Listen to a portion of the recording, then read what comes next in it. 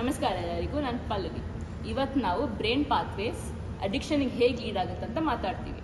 So ನಮಗೆ ಚೆನ್ನಾಗಿ ಗೊತ್ತು ಇದು ತಪ್ಪಂತ. ನಾವು ಆದ್ರೂ ಇದನ್ನ ಯಾಕೆ ಮಾಡ್ತಾ ಹೋಗ್ತೀವಿ? ಇದಕ್ಕೊಂದು ಸಿಂಪಲ್ ಕಾರಣ ಇದೆ. ಅದೇನಂದ್ರೆ ನಮ್ಮ ಬ್ರೈನಲ್ಲಿ 2 ಭಾಗ ಇದೆ. ಒಂದು ಥಿಂಕಿಂಗ್ ಬ್ರೈನ್, ಅದರಲ್ಲಿ ಯೋಚನೆ ಮಾಡ್ಕೊತೀವಿ. ಮತ್ತೊಂದು ಹ್ಯಾಬಿಟ್ ಬ್ರೈನ್. ಅಲ್ಲಿ ನಾವೇನು ಮಾಡ್ತೀವಂದ್ರೆ ಹ್ಯಾಬಿಟ್ ಬ್ರೈನ್ ಏನು ಮಾಡುತ್ತಂದ್ರೆ ಮುಂದೆ ನಮಗಿದು ಅಂದರೆ ಸಬ್ಸ್ಟೆನ್ಸ್, ಅದು ನಮಗೆ ರಿಲೀಫ್ ಕೊಟ್ಟಿತ್ತು. ಸೊ ಇವಾಗೂ ರಿಲೀಫ್ ಕೊಡುತ್ತೆ ಅಂತ ಹೇಳುತ್ತೆ ನಮ್ಮ ಬ್ರೈನಿಗೆ. ಅದಕ್ಕೆ ನಾವು ಸಬ್ಸ್ಟೆನ್ಸ್ ಯೂಸ್ ಮಾಡ್ಕೊಂಡು ಹೋಗ್ತೀವಿ. ಸೊ ಇದು ಸೇಮ್ ಹ್ಯಾಬಿಟ್ನ ನಾವು ರಿಪೀಟ್ ಮಾಡ್ಕೊಂಡು ಹೋದ್ರೆ ಸ್ಟ್ರಾಂಗ್ ಆಗಿ ನಮ್ಮ ಬ್ರೈನ್ ಕಲಿಯುತ್ತೆ. ಸ್ಟ್ರಾಂಗ್ ಆಗಿ ಕಲಿಯೋ ಪ್ರಾಸೆಸ್ನ ನಾವು ನ್ಯೂರೋಪ್ಲಾಸ್ಟಿಸಿಟಿ ಅಂತೀವಿ. ಆದರೆ ನಮ್ಮ ಬ್ರೈನು ಏನು ರಿಪೀಟ್ ಮಾಡ್ಕೊಂಡು ಹೋಗುತ್ತೋ ಅದು ಚೆನ್ನಾಗಿ ಕಲಿಯುತ್ತೆ. ಉದಾಹರಣೆ ಕೊಟ್ಟರೆ, ಯಾವಾಗ ನಮಗೆ ಟೆನ್ಷನ್ ಆಗುತ್ತೋ, ಕಷ್ಟ ಬೋರ್ ಆಗುತ್ತೋ, ನಾವು ಸಬ್ಸ್ಟೆನ್ಸ್ ಯೂಸ್ ಮಾಡ್ತೀವಿ. ಇದು ಯೂಸ್ ಮಾಡುವಾಗ ನಮ್ಮ ಬ್ರೈನ್ ಒಂದು ಸ್ಟ್ರಾಂಗ್ ಆಗಿ ಕಲಿಯುತ್ತೆ.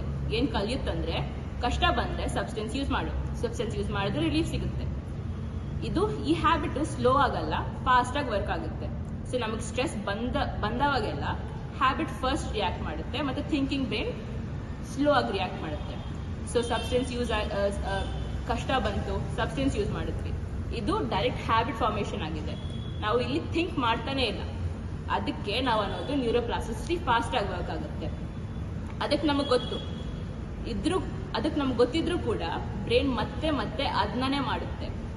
ಸೊ ಇದು ಆದವಾಗ ನಾವು ವೀಕ್ ಅಂತ ಅಲ್ಲ. ಇಟ್ಸ್ ಜಸ್ಟ್ ದ್ಯಾಟ್ ನಮ್ಮ ಬ್ರೈನ್ ತುಂಬಾ ಸ್ಟ್ರಾಂಗ್ ಆಗಿದೆ. ಕನೆಕ್ಷನ್ ಸ್ಟ್ರಾಂಗ್ ಆಗಿ ಮಾಡಿದ್ರಿಂದ ನಮಗೆ ಸ್ವಲ್ಪ ಹ್ಯಾಬಿಟ್ಸ್ ಬಿಡಕ್ಕಾಗಲ್ಲ.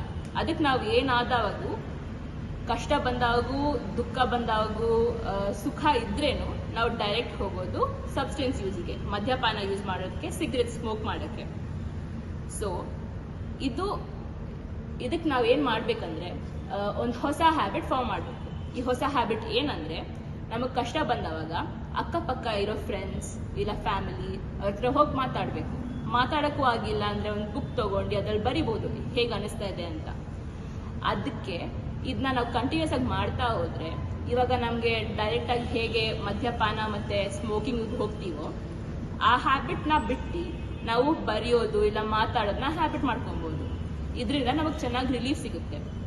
ಇದು ಮಾಡೋದು ಅಷ್ಟು ಈಸಿನೂ ಅಲ್ಲ, ಯಾಕಂದ್ರೆ ನಮ್ಮ ಬ್ರೈನ್ಸ್ ಕನೆಕ್ಷನ್ ಹೇಗೆ ಮಾಡ್ಕೊಳ್ಳುತ್ತೋ, ಈ ಹೋಲ್ ನ್ಯೂರೋಪ್ಲಾಸ್ಟಿಸಿಟಿ ಪ್ರಾಸೆಸ್ಸು ತುಂಬ ಫಾಸ್ಟಾಗಿ ಆಗುತ್ತೆ. ಸೊ ನಮಗೆ ಸ್ವಲ್ಪ ಕಷ್ಟ ಆಗ್ಬೋದು, ಆದ್ರೂ ನಾವು ಪ್ರಯತ್ನ ಮಾಡಿದ್ರೆ ಈ ಹ್ಯಾಬಿಟ್ನ ನಾವು ಬ್ರೇಕ್ ಮಾಡ್ಬೋದು ಅಷ್ಟೇ. Thank you.